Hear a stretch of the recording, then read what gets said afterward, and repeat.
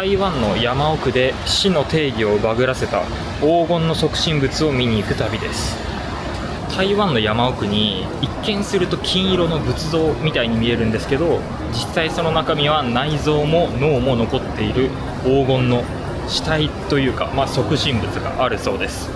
ただその即身仏はちょっと僕らが知っているものとは様子が違っていて、なんか僕らが知っている即身仏ってガリガリなイメージがあるかもしれないんですけど、その台湾の即身仏はかなりふくよかな体型をした即身仏だそうです。っていうのも彼は死ぬ直前まで普通に食事をとっていて、その後に壺に入って亡くなったそうなんですよね。だから脂肪とか水分がものすごく残った状態で即身仏化しているというお話です。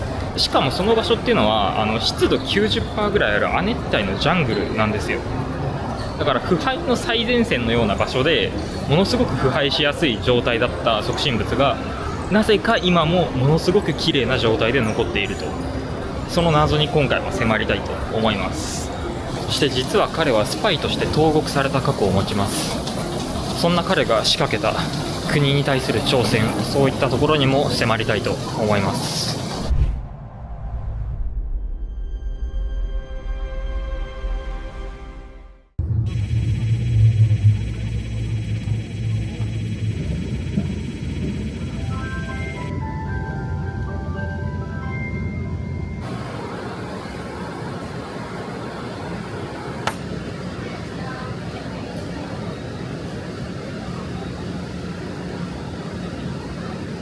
CG 駅に到着しました。さっき僕 GC って言った気がするんですけど、正しくは CG だそうです。台北の時にふんわりと香っていた八角の匂いですけど、この CG についてからものすごく強くなったように感じます。台湾来たなっていう感じで、肝心な即身仏はここから徒歩30分ほどかかるところにあるそうです。山の方ですね。今季節は12月ですが、台湾は日本と同じぐらいの気温と聞いていたので、日本がこれだけ寒いのでは台湾も相当な寒さだろうと思いまして、結構な厚着を準備してきたんですけど、全然日本より今のところ暖かいです。湿度は日本より全然高くて、気温も日本より高いと思う。正直半袖で歩いててもまだギリいけるぐらいの気温です。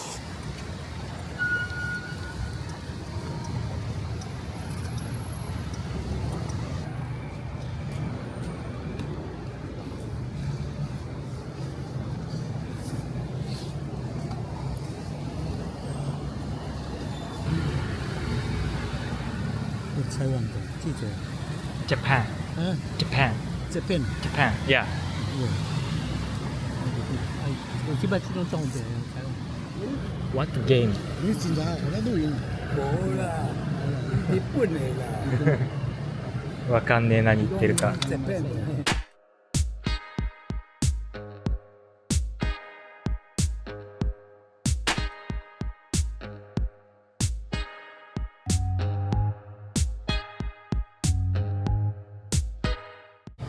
谢谢。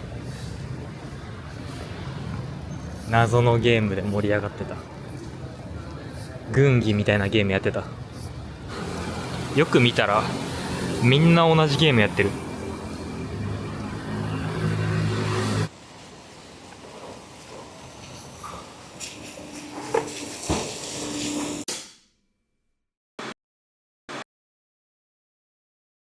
これから見に行く自公奉仕について少しお話しします。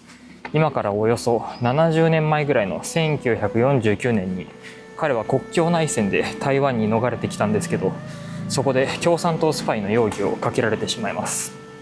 というのも当時の台湾は白色テロの時代で、治安当局は彼のことを不老者という非常に屈辱的な罪状で牢獄にぶち込みました。つまり彼の尊厳っていうのは国家権力によって完全に踏みにじられたというわけです。市内を抜けてきたんですけど、結構な坂ですね。相当急な坂です。これを登るのか。その後1954年に彼は死に際してとある遺言を残しました。その内容としては、私の遺体を壺に入れて3年後に開けてくれっていうのが主な内容だったんですけど、もしそれで腐っていたらそのまま火葬してくれて構わない。でも綺麗な状態で残っていたら金箔で私のことを覆ってくれっていう内容でした。その背景にある考え方としては、もし私が本当にスパイのように汚い行為をした人間だったら遺体はそのまま腐っていくだろうと。でも私が本当に無実で純白な心を持っているんだったら、きっと遺体も綺麗に残っているはずだっていう彼なりの考え方があったそうです。つまり彼は自らのこの肉体っていうのを証拠として、ある種物理法則を超えて国家に抵抗を示そうとしたというわけです。凄まじいよね。彼は3年後に蓋を開けよっていう遺言を残しましたけど、実際に開けられたのは5年後の1959年だそうで、その理由としては記念堂の建設待ちと弟子たちが蓋を開けるのを怖がったっていう理由があるそうです。それは中に遺体が入っている状態で蓋を開けるっていうのは相当な勇気がいることだから、それもうなずけますね。で、実際蓋を開けてみると、その中にいたのは腐った死体ではなくて、真っ暗に紫色に変色したあぐらをかいた自公胞子がそこにいたそうです。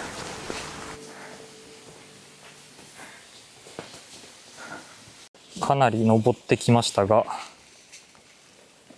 まだもう少しありそうです。人が全くいなくて若干の不気味さを感じます。バックパックは台北駅とかに置いてくるべきでしたね。8キロぐらいある荷物を背負いながらこの激坂を登っていくのはそこそこしんどいです。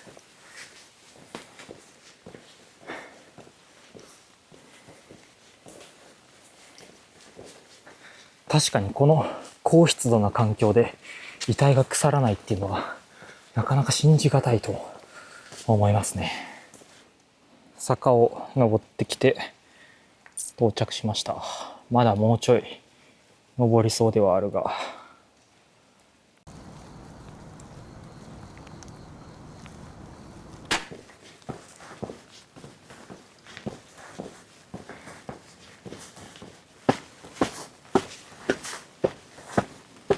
うわ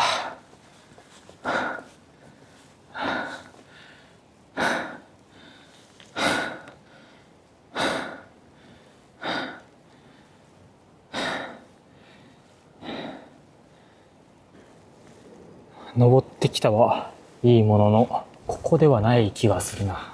散策してみよう。探しているんですけど、本当に人っ子一人いなくて聞く当てがないので、どこにあるか全くわからない。どうしたもんかな。ハロー。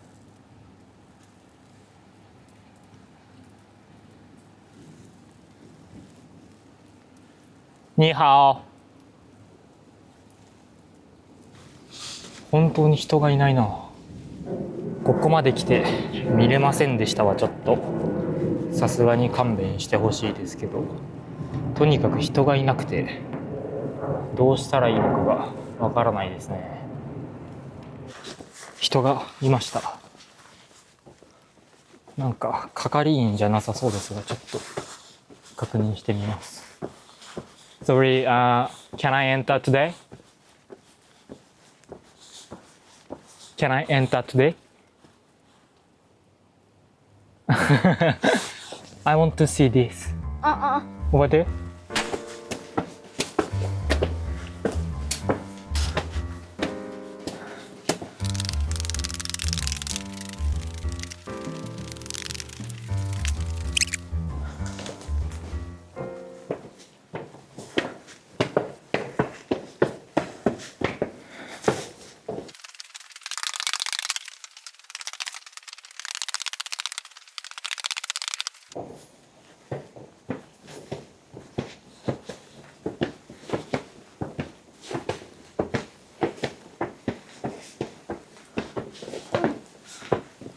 Ah, ah, どうしよう、リー。Thank you. 呀，谢谢。OK，谢谢。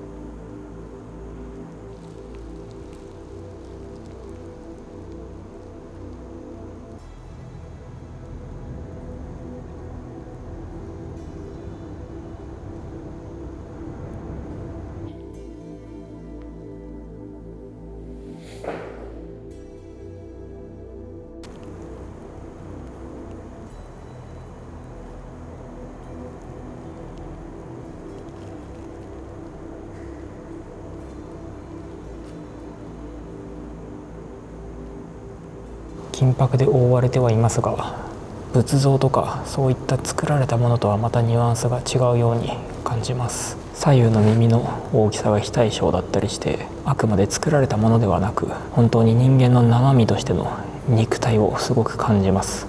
そして彼の国家権力への抵抗の意志の強さみたいなものもものすごく強く感じます。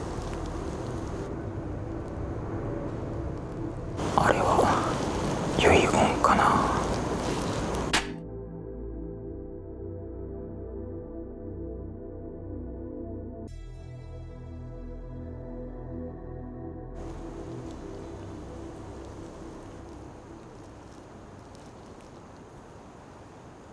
凄まじいインパクトでしたね。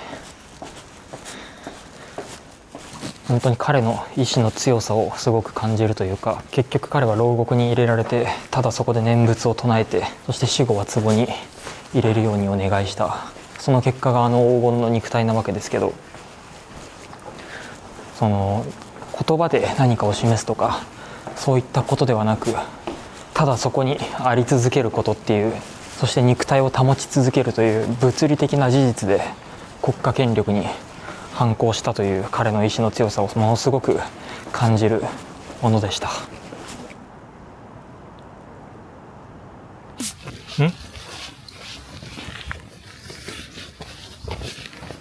なんかこっちに行きなさいと促され、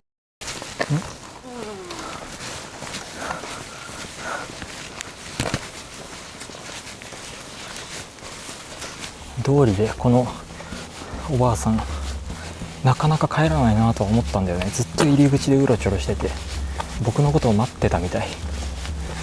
どこに連れて行かれるんでしょうか。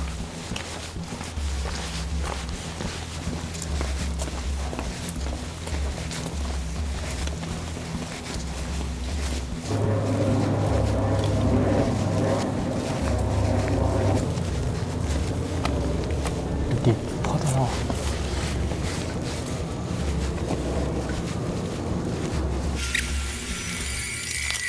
他以前住的地方，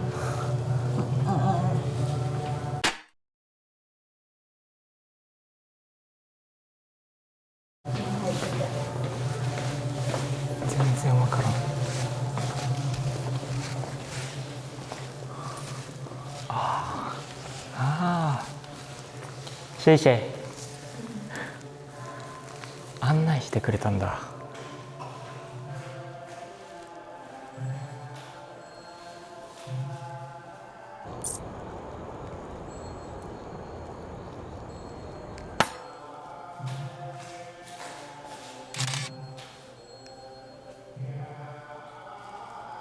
これまた興味深い場所だった。台湾に来て早々に人に親切にされました。まだ数時間しか経っていないけど。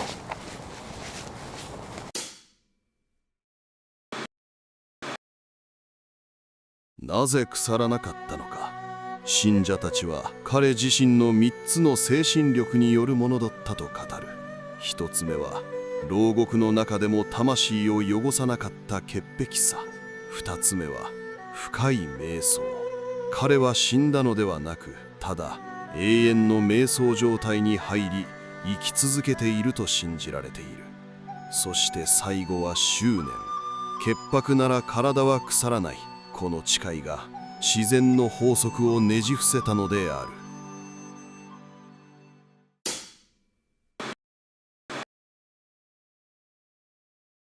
彼が入った壺の中には石灰と木炭が敷き詰められていたそうです。で、石灰っていうのは水分を吸収すると発熱反応が起きるんですけど、彼の遺体から出る水分を石灰が吸収してくれて、かつ発熱反応によって急激な乾燥をさせてくれたみたいですね。